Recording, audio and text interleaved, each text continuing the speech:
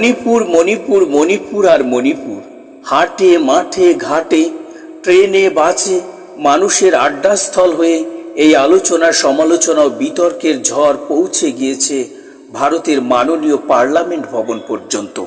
এমনকি এই বিতর্কের জেরে পার্লামেন্টের বাদল অধিবেশন বারবার স্তব্ধ হয়ে গিয়েছে। ভেস্তে গিয়েছে পার্লামেন্টের উভয় কক্ষের আলোচনা। এই বিতর্কের রেশ ধরেই পার্লামেন্টে আনা হয়েছিল অনাস্থা প্রস্তাবও।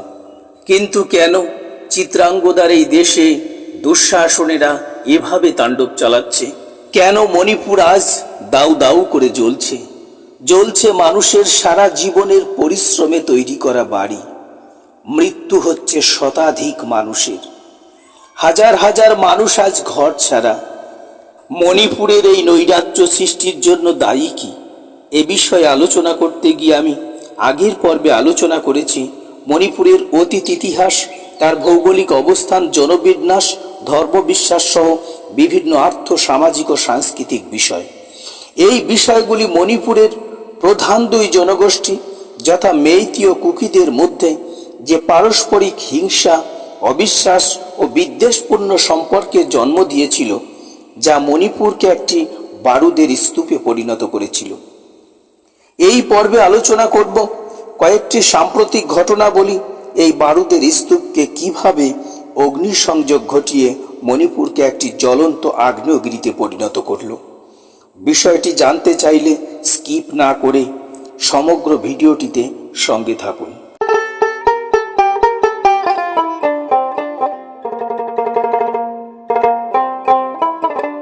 বারুদের স্তূপে পরিণত হওয়া মণিপুরকে বিস্ফোরণ ঘটাতে চলতি বছরের যে ঘটনাগুলি একটু একটু করে আগুনে ঘি ঢালার কাজ করেছিল, তার মধ্যে প্রথম ঘটনা হিসাবে বলা যায় সরকারের বনাঞ্চল নীতি। চলতি বছরের শুরুতে মণিপুর সরকার মণিপুরের বনাঞ্চলকে সংরক্ষিত করার সিদ্ধান্ত গ্রহণ করে। সরকারের দাবি, এই সব সংরক্ষিত বনাঞ্চলে কিছু উপজাতি অবৈধভাবে বসবাস করছে। বাড়িগুলি কুকি গোষ্ঠীভুক্ত মানুষদের। বন সংরক্ষণের আইন দেখিয়ে সরকার ওই বাড়িগুলিকে ভেঙে দেয়। ফলে কুকিদের ধারণা হয় জাতিগত আক্রোশেই সরকার এই কুকিদের বাড়িগুলি কোনো রকম পুনর্বাসন ছাড়াই ভেঙে দিয়েছে। তাদের আরও ধারণা হয় যে সরকার যে কোনো অজুহাতে তাদের পার্বত্য এলাকা থেকে বিতাড়িত করতে চায়। কারণ আমি আগেই বলেছি, এই অঞ্চলে দীর্ঘদিন থেকেই মেইতি এবং কুকিদের মধ্যে ধর্মীয় বা জাতিগত রেষারেষি তৈরি হয়েছিল। ফলে সরকারের এই উচ্ছেদ নীতির বিরুদ্ধে কুকিরা আন্দোলনে উদ্যোগী হয়। সরকার বলপূর্বক এই আন্দোলন থামানোর চেষ্টা করলে কুকিরা আরও বেপরোয়া হয়ে ওঠে। দ্বিতীয়ত, মণিপুরে আফিম নিষিদ্ধ, কিন্তু সরকার জানতে পারে পাহাড়ি অঞ্চলে ব্যাপকভাবে বেআইনি আফিম চাষ হচ্ছে। সরকার এই আফিম চাষের বিরুদ্ধে ব্যাপক অভিযান শুরু করে এবং ওই জমিগুলি বাজেয়াপ্ত করে। ঘটনাচক্রে এই আফিম চাষের সঙ্গে যুক্ত প্রায় সকলেই ছিল কুকি সম্প্রদায়ভুক্ত। ফলে কুকিদের ধারণা হয় সরকার জাতিগত কারণেই তাদের টার্গেট করছে, তাই আফিম চাষের অজুহাতে তাদের জমিগুলি সরকার কেড়ে নিচ্ছে। ফলে কুকিরা অসন্তুষ্ট হয় এবং শেষ পর্যন্ত তারা আক্রমণাত্মক হয়ে ওঠে। এই আবহেই বেআইনি নির্মাণের অভিযোগে 11 এপ্রিল সরকার ইম্ফলের 3টি গির্জাকে ভেঙে দেয়, যা পরিস্থিতিকে আরো জটিল করে তোলে। কারণ আমি আগেই বলেছি, কুকিদের প্রায় সকলেই খ্রিস্টান এবং মেইতিদের প্রায় সকলেই হিন্দু, এবং দীর্ঘদিন থেকেই এখানে এই হিন্দু এবং খ্রিস্টানদের মধ্যে পারস্পরিক বিদ্বেষপূর্ণ মানসিকতা তৈরি হয়েছিল, যা এই ঘটনার ফলে আরও খানিকটা আগুনে ঘি ঢেলে দেয়। কারণ এতে কুকিদের ধারণা হয় যে এটি হলো হিন্দু মেইতি সরকারের উদ্দেশ্য প্রণোদিত খ্রিস্টান কুকিদের উপর ধর্মীয় আক্রমণ। শুরু হয় হিন্দু মেইতিদের সঙ্গে খ্রিস্টান কুকিদের ভাবাদর্শের লড়াই।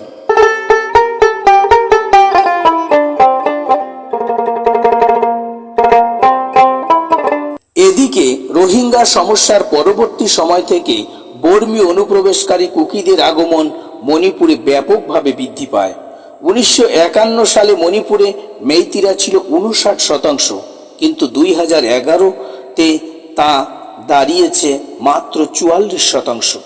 মেইতিদের ধারণা, কুকিদের বৃদ্ধি বা মেইতিদের কমার পিছনে মূলত এই অনুপ্রবেশই দায়ী। যেহেতু কুকিদের উপজাতি তকমা আছে, সেহেতু কুকিরা মণিপুরের সব জায়গায় জমি কিনতে পারে। তাই মেইতিদের আশঙ্কা, এইভাবে অনুপ্রবেশ চলতে থাকলে অদূর ভবিষ্যতে সমস্ত মণিপুরে কুকিদের আধিপত্য ঘটবে এবং মেইতিদের অস্তিত্ব বিপন্ন হবে।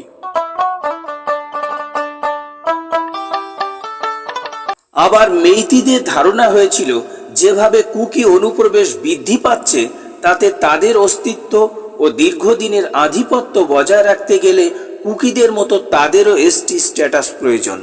কারণ কুকি অনুপ্রবেশ বা অন্য কোনো কারণে জনবিস্ফোরণের ফলে যদি উপত্যকা অঞ্চল ছেড়ে তাদের অন্যত্র বসতির প্রয়োজন হয়, তখন উপজাতি সংরক্ষণ না থাকায় প্রয়োজন হলেও তারা উপত্যকা অঞ্চল ছেড়ে বাইরে বসতি স্থাপন বা সম্পত্তি ক্রয় করতে পারবে না।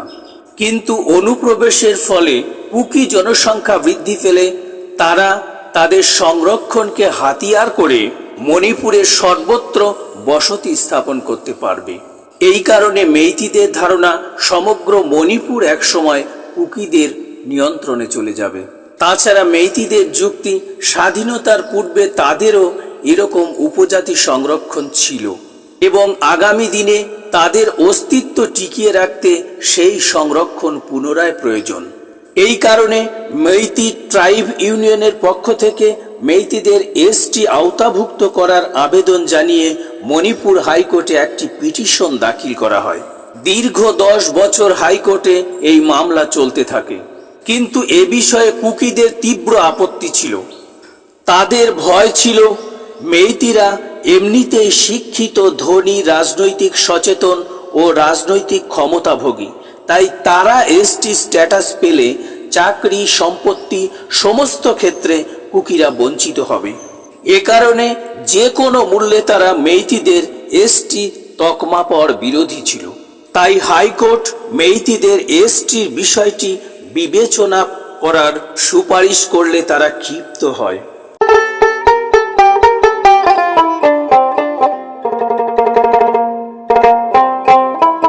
এইভাবে আগের আলোচনা থেকে দেখা যায় যে শুধুমাত্র একটি নয়, কয়েকটি কারণে মণিপুরে কুকি এবং মেইতি সংঘাত সৃষ্টি হয়।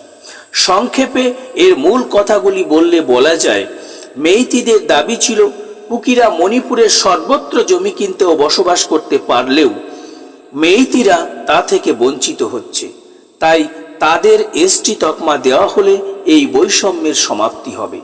কিন্তু কুকিদের বক্তব্য ছিল, মেইতিরা এমনিতেই সমস্ত ক্ষেত্রে কুকিদের চেয়ে উন্নত, তাই তাদের এসটি স্ট্যাটাস দিলে চাকুরি, সম্পদ সহ সমস্ত অধিকার, এমনকি তাদের একমাত্র সংরক্ষিত পাহাড়ি জমির অধিকার থেকেও তারা বঞ্চিত হবে।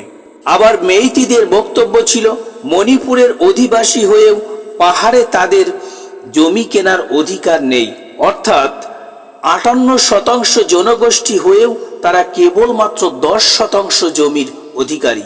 কিন্তু কুকিদের বক্তব্য হলো, মেইতিরা যে 10% জমির অধিকারী তা উর্বর ভূমি, অথচ বাকি 90% শুষ্ক অনুর্বর। তাই গুণমানের দিক থেকে ওই 10% জমি 90% পাহাড়ি জমি অপেক্ষাও অনেক মূল্যবান।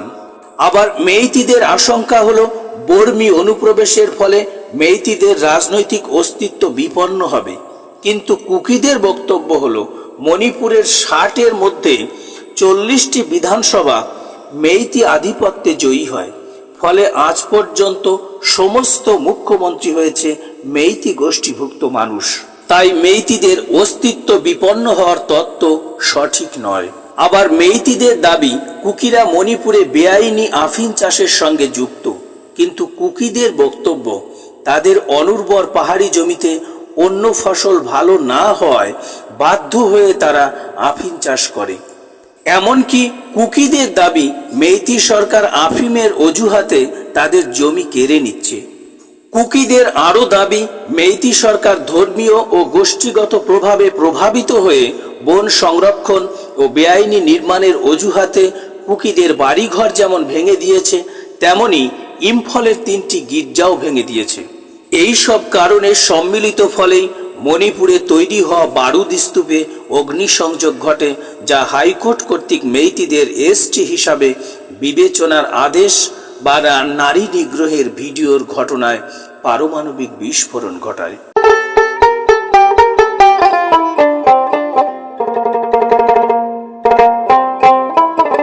এবার দেখা যাক কিভাবে এই ঘটনাগুলি একটির সঙ্গে আরেকটি কানেক্টেড হয়ে গন্ডগোলের সূত্রপাত হলো।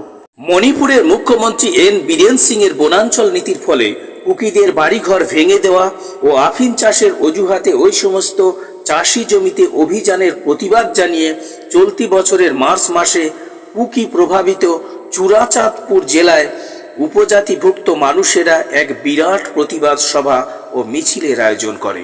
এই সমাবেশ শেষ পর্যন্ত সহিংস রূপ ধারণ করে এবং এতে 5 জনের মতো মারাও যায়। যদিও সরকার এই আন্দোলনকে তেমন একটা গুরুত্ব দেয়নি, কিন্তু এই সময় থেকে সমগ্র মণিপুরে যেন থমথমে পরিস্থিতির সৃষ্টি হয়। এই থমথমে পরিস্থিতিতেই 11 এপ্রিল বেআইনি নির্মাণের অভিযোগে সরকার 3টি গির্জাকে ভেঙে দিলে পরিস্থিতি আরো ভয়ঙ্কর হয়ে ওঠে। কারণ কুকিরা একে তাদের ধর্মের উপর মেইতিদের আক্রমণ বলেই ধরে নেয়। এই জটিল আবহেই মণিপুর হাইকোর্টে শুরু হয় মেইতি ট্রাইব ইউনিয়নের পক্ষ থেকে দায়ের করা মেইতিদের এসটি স্ট্যাটাস পাওয়া সংক্রান্ত মামলার শুনানি। 14 এপ্রিল মামলাটির শুনানি শুরুর পর থেকেই মামলাটির গতি প্রকৃতি সম্পর্কে মণিপুরে নাগা, কুকি প্রভৃতি উপজাতি জনগোষ্ঠী আশঙ্কা প্রকাশ করতে থাকে। 18 এপ্রিল হাইকোর্টের ওয়েবসাইটে মামলাটির পর্যবেক্ষণ দেখতে পাওয়া যায় এবং 20 এপ্রিল রাজ্য সরকারের কাছে হাইকোর্টের রায়ের কপি পৌঁছায়। 20 এপ্রিল প্রকাশিত হাইকোর্টের এই রায়ে মেইতিদের উপজাতি স্বীকৃতি দেওয়ার ব্যাপারে রাজ্য সরকারকে বিচার বিবেচনা করে কেন্দ্রের কাছে প্রয়োজনীয় সুপারিশ করার জন্য নির্দেশ দেওয়া হয়। হাইকোর্টের এই নির্দেশ যেন সমগ্র মণিপুরে বিস্ফোরণ ঘটায়, কারণ সমগ্র মণিপুরের উপজাতি জনগোষ্ঠীর লোকেরা এর তীব্র প্রতিবাদ জানাতে থাকে। কুকিরা যুক্তি দেখাতে থাকে 60 আসন বিশিষ্ট মণিপুর বিধানসভার 40টি আসন মেইতিরা দখল করে। মণিপুর প্রশাসন মেইতিদের বরাবরের দখলে থাকে। আর্থিক ও শিক্ষাগত দিক থেকেও মেইতিরা কুকিদের থেকে অনেক এগিয়ে। এমতো অবস্থায় এসটি সংরক্ষণ পেলে তারা পাহাড়েও সম্পত্তি কিনে বসবাস করতে পারবে। ফলে আর্থিক বলে বলিয়ান মেইতিদের দাপটে কুকিরা মণিপুর থেকে সব কিছু হারাবে। মণিপুরের বিভিন্ন অংশে বিভিন্ন উপজাতি সংগঠন ও ছাত্র সংগঠন তাই এই রায়ের বিরুদ্ধে নানা রকম বিক্ষোভ কর্মসূচি পালন করে। 22 এপ্রিল ইন্ডিজেনা ট্রাইবাল লিভার স্টর্ম চুরাচাঁদপুর জেলায় 8 ঘন্টার একটি ধর্মঘট পালন করে। এই পরিস্থিতিতে 28 এপ্রিল চুরাচাঁদপুরে একটি ওপেন জিমের উদ্বোধন করার কথা ছিল মণিপুরের মুখ্যমন্ত্রী এন বীরেন সিংয়ের। জিম উদ্বোধনের পাশাপাশি একটি সভায় বক্তৃতাও দেবার কথা ছিল তার ওই দিন, কিন্তু তার আগের দিন অর্থাৎ 27 এপ্রিল রাতে কুকি বিক্ষোভকারীরা ওই উদ্বোধন স্থলে ভাঙচুর চালিয়ে আগুন ধরিয়ে দেয়। সাথে সাথে সভাস্থলটিও ভেঙে গুড়িয়ে দেওয়া হয়, জ্বালিয়ে দেওয়া হয় সভা মঞ্চটিকেও। ফলে চুরাচাঁদপুরে কারফিউ জারি করা হয় এবং 5 দিনের জন্য ইন্টারনেট পরিষেবা বন্ধ করে দেওয়া হয়। মণিপুর জ্বলতে শুরু করে।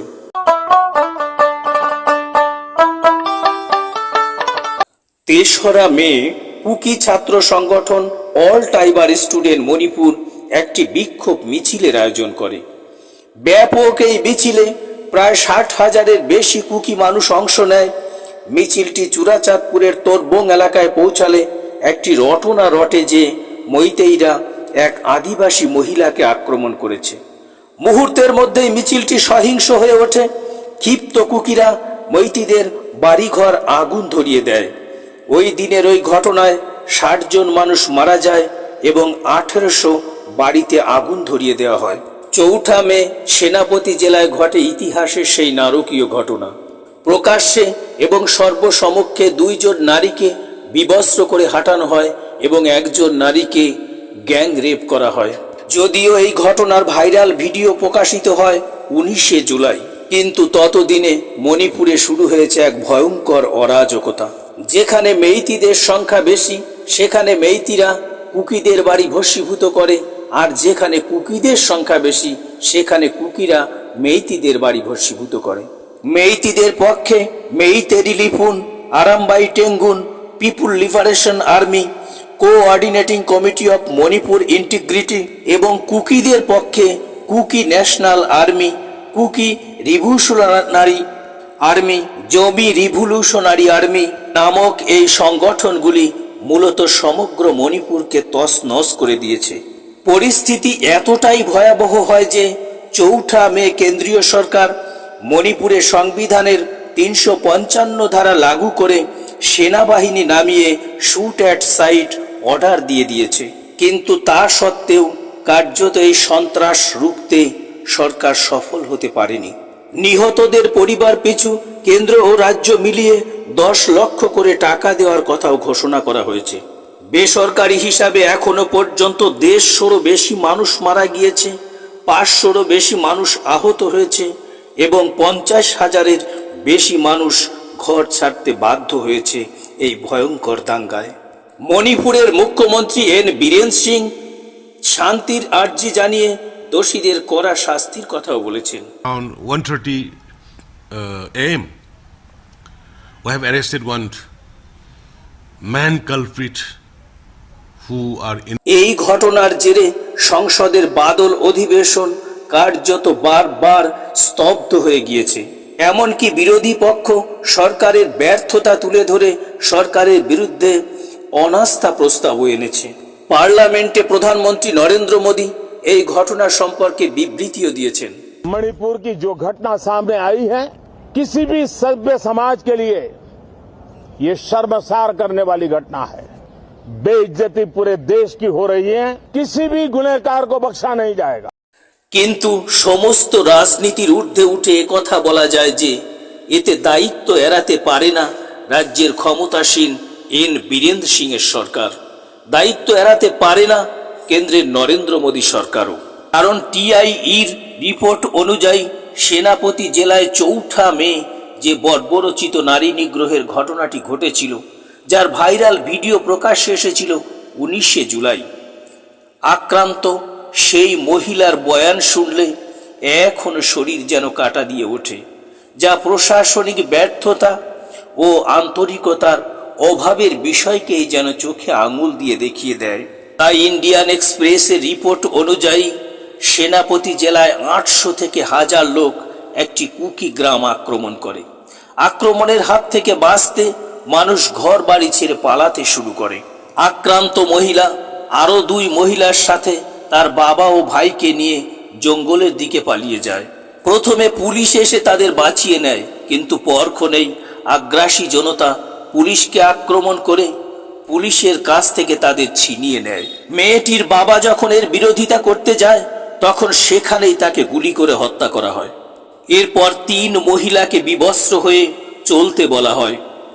তাদের মধ্যেকার 20 বছরের এক যুবতীকে যখন ধর্ষণ করা হয় তখন তার ভাই তাকে বাধা দিতে গেলে তার ভাইকেও সেইখানেই হত্যা করা হয়।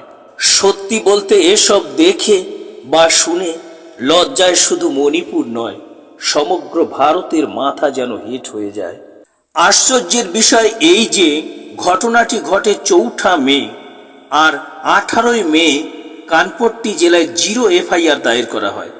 যে ঘটনায় 2 জনের মৃত্যু হয়, 1 নারীকে ধর্ষণ করা হয় এবং আরো 3 নারীকে বিবস্ত্র করে ঘোরানো হয়, সেই মামলায় 2 মাস পর স্রেফ 1 জন গ্রেপ্তার হয়, তাও আবার যখন ঘটনার ভিডিও ভাইরাল হয় তারপর। এ থেকেই অনুমেয় মণিপুরের প্রশাসন এ বিষয়ে কতটা কার্যকরী ভূমিকা নিয়েছে। অরাজকতা যতই হোক না কেন, সরকার চাইলে যে কোনো ঘটনা সামাল দিতে পারে। কাশ্মীরের মতো স্থানে ৩৭০ ধারা রদ করে সেখানেও হিংসা হতে দেয়নি। কাশ্মীর আজ ধীরে ধীরে স্বাভাবিক হচ্ছে, আর মণিপুরের ক্ষেত্রে কেন তা হচ্ছে না? যেখানে পুলিশ ও আধা সেনা কাশ্মীরের ক্ষেত্রে সফল, সেখানে কেন মণিপুরের ক্ষেত্রে তারা ব্যর্থ হচ্ছে? এ থেকে অনেকে মনে করেন হিংসা বন্ধে সত্যিকারের মানসিকতার অভাব রয়েছে। আরও আশ্চর্যের বিষয় যে ৩ মাসের বেশি মণিপুর জ্বলছে, কিন্তু এখনো মিডিয়া এ বিষয়ে তেমন কোনো পদক্ষেপ নেয়নি। কেন এ বিষয়ে তেমন কোনো ডিবেট বা আলোচনা হচ্ছে না জানি না। কেনই বা নিজেদের লোককে নিজেদের বিরুদ্ধে লড়ার জন্য খোলা ময়দানে ছেড়ে দেওয়া হয়েছে? কেন কিছু মানুষ এ সম্পর্কে বলার প্রয়োজনীয়তা মনে করছেন না? এত সমস্ত কেনর জবাব হয়তো আমার জানা নেই। তাই একজন অতি সাধারণ মানুষ হিসাবে, একজন শিক্ষক হিসাবে আমার সামর্থ্য অনুযায়ী আপনাদের সামনে বিষয়টির গুরুত্ব বোঝানোর চেষ্টা করলাম মাত্র। কিন্তু চারিদিকের এই হতাশার মধ্যেও আশার আলো দেখিয়েছেন ভারতের সর্বোচ্চ ন্যায়ালয় বা সুপ্রিম কোর্ট। সুপ্রিম কোর্ট এ বিষয়ে একটি নজির সৃষ্টিকারী পদক্ষেপ গ্রহণ করেছেন। ফলে কার্যত মণিপুর এখন সুপ্রিম কোর্টের পর্যবেক্ষণেই পরিচালিত হচ্ছে। কারণ সুপ্রিম কোর্টের পর্যবেক্ষণে বলা হয়েছে, প্রথমত হাইকোর্টের যে রায়কে কেন্দ্র করে এত বিতর্ক, এত গন্ডগোল, সেই রায়কে ক্যান্সেল করা হয়েছে। দ্বিতীয়ত, মহিলাদের উপর নিগ্রহের কেসগুলি বাইরের রাজ্য থেকে এসপি বা ডিএসপি পদমর্যাদার অফিসার এনে এগুলির দায়িত্ব তাদের উপর দেওয়ার ব্যবস্থা করেছে। তৃতীয়ত, খুনের মামলাগুলির ক্ষেত্রেও বাইরের রাজ্য থেকে ডিআইজি পদমর্যাদার অফিসার এনে সেগুলির দায়িত্ব তাদের উপর অর্পণ করা হয়েছে। চতুর্থত, এদের সবার উপরে সব বিষয় দেখভাল করার জন্য মুম্বাইয়ের প্রাক্তন পুলিশ কমিশনারকে দায়িত্ব দেওয়া হয়েছে। পঞ্চমত, জম্মু কাশ্মীর হাইকোর্টের প্রাক্তন প্রধান বিচারপতি গীতা মিত্তালের নেতৃত্বে 3 নারী বিচারপতিকে নিয়ে গঠন করা হয়েছে একটি বিশেষ কমিটি, যে কমিটিকে দায়িত্ব দেওয়া হয়েছে ত্রাণ, পুনর্বাসন প্রভৃতি তদারকি করা এবং তার রিপোর্ট সুপ্রিম কোর্টে পেশ করা। এইভাবে মণিপুরকে কার্যত সুপ্রিম কোর্টের তত্ত্বাবধানে পরিচালিত হওয়ার ব্যবস্থা করা হয়েছে। আশা করি মণিপুরের সংঘাতের কারণ ও সেখানকার বর্তমান পরিস্থিতি সম্পর্কে আপনাদের বোঝাতে পেরেছি। আমার এই ভিডিওটি যদি ভালো লাগে তবে ভিডিওটি শেয়ার করে বন্ধুদের মধ্যে ছড়িয়ে দিন, এবং এখনও যারা চ্যানেলটি সাবস্ক্রাইব করেননি তারা চ্যানেলটি সাবস্ক্রাইব করে আমাকে উৎসাহিত করুন। প্রার্থনা করি মণিপুর যেন দ্রুত স্বাভাবিক হয়, সেখানে যেন অতি দ্রুত শান্তি ফিরে আসে এবং মণিপুর যেন তার পূর্ব গৌরব ফিরে পায়। দেখা হবে অন্য কোনো ভিডিওতে, অন্য কোনো বিষয়ে। ভিডিওটি সম্পূর্ণ দেখার জন্য ধন্যবাদ।